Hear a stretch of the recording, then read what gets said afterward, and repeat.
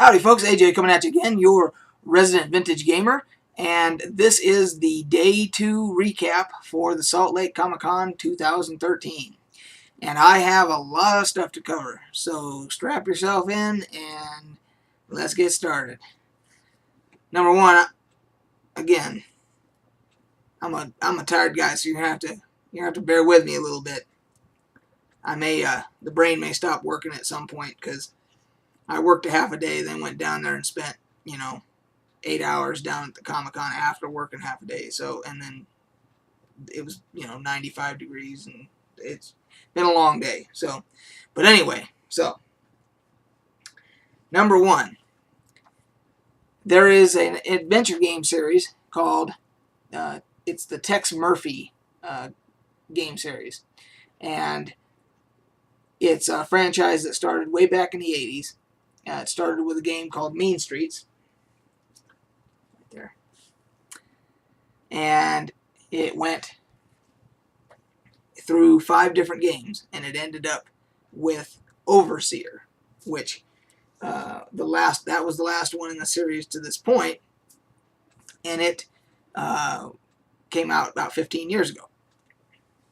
So they have been trying ever since, the developers of the game have been trying to get another one made, and at one time there was a partnership with Microsoft, and there's a whole backstory behind that.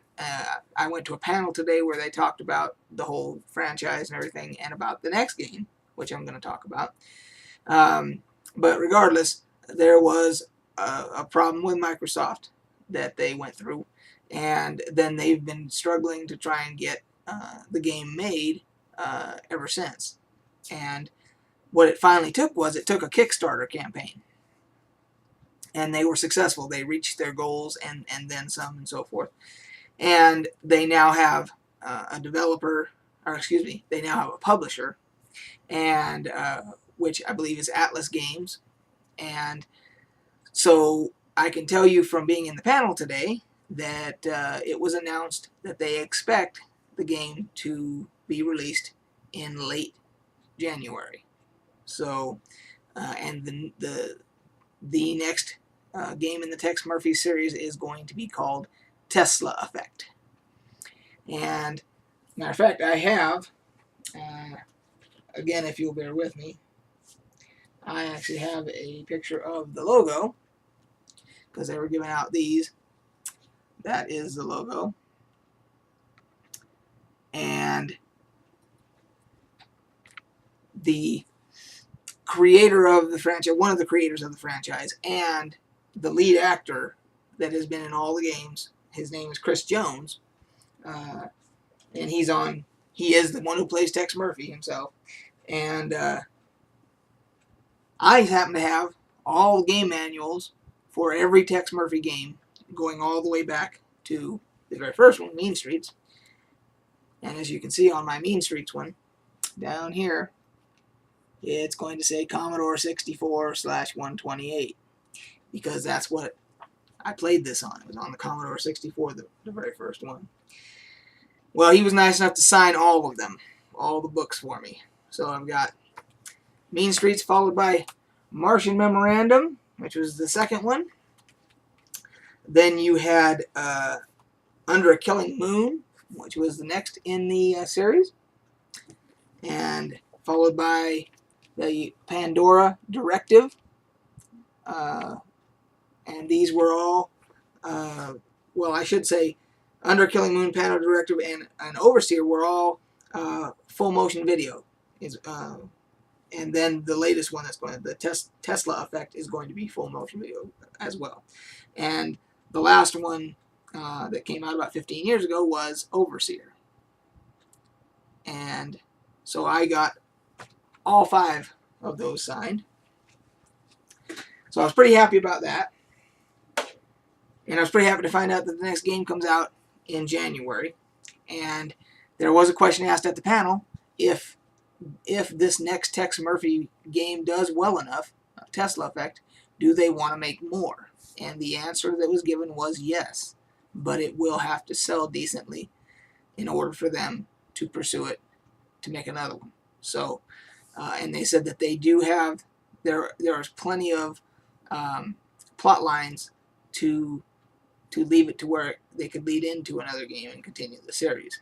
So for all of us Tex Murphy fans, we would love to see the game, to see it continue. So we're all hoping. Now, the next thing that happened today was I got to meet, I met a couple people. I met Lou Ferrigno, but we had met before at Universal Studios when I worked there. And there was a funny story where at the time I was a security manager, and I come up to park in my parking space. We had a number of security spaces in front of the security office, and they weren't like assigned, a specific one to me or anything, but there was a number of them for security vehicles, and so I come up to park in one of the security spaces, and there's a red pickup. And so I get out, and I go and I look. The first thing I would do is I would look at the dashboard to see they should have a pass on there to see who it belongs to and where they should be parking. And there wasn't a pass. But I noticed, I looked up and I see at the gate, we weren't too far from what we called the truck gate, there's this giant there in a tank top, full muscle bound, all oiled up because he's getting ready to do a photo shoot or whatever. And I didn't know it was Lou Ferrigno. I just see this giant there at the truck gate talking to the security officers. And then he sees me and starts walking back towards, and I now put two and two together that must be his truck. And he's walking towards me, and that's when I realized, oh, that's Lou Ferrigno. That's the Hulk. And he had just, pumped up to get himself as big as he could, and was oiled up so he could go do the photo shoot for whatever he was doing. So he was massive. And this is, I don't know how many years ago this was. But it was quite a few years ago. It might have been, it could have been as many as 20 years ago. And so he comes up to me, and he looks down at me, and he says, "Are you going to give me a ticket?" And I just remember looking up and shaking my head and going, "Nope, not giving you a ticket. Nope." And he got in his truck and went about his business. And so when I met him today, I told him that story, and he said, "Man, I haven't had that red pickup. That's a long time ago." And I said, "Yeah, you were driving a red pickup." And he remembered. He didn't remember the incident, but he remembered the fact that he was driving that red pickup back in those days. So there was that took place today. And then I met Peter Mayhew, who you may or may not know, depending upon how old you are, is who was inside the suit of Chewbacca on the original Star Wars trilogy films. He's about 7'3", and but unfortunately he's confined to a wheelchair.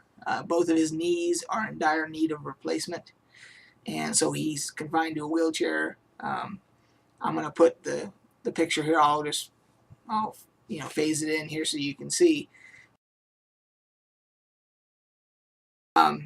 And I don't normally, like I said yesterday in my video from yesterday, I don't normally pay for autographs or pictures or whatever, but he's trying to generate the money to pay for his surgeries for his knees, and there's even a Kickstarter campaign to help him with that, and there's about 7 days to go on it, and he's pretty close to the goals that I think he needs like $47,000 or something like that.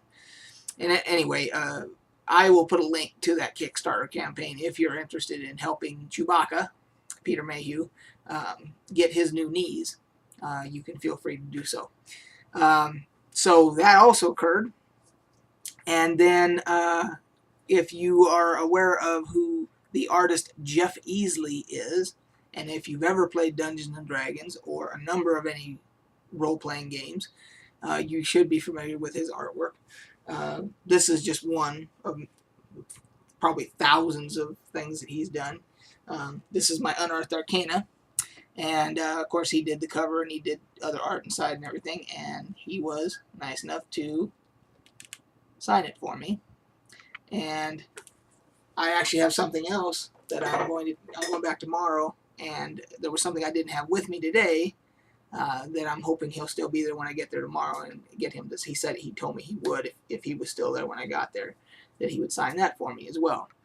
So that was something else that I was very excited about, because I've always wanted to get at something, anything, of his signed, because I think he's probably, him and Clyde Caldwell and Keith Parkinson are probably the greatest fantasy artist of my lifetime, at least, and anything I could get, with their autograph. I don't intend to sell it.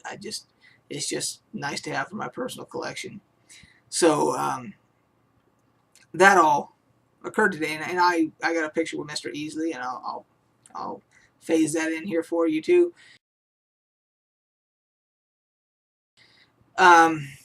So a lot was going on today.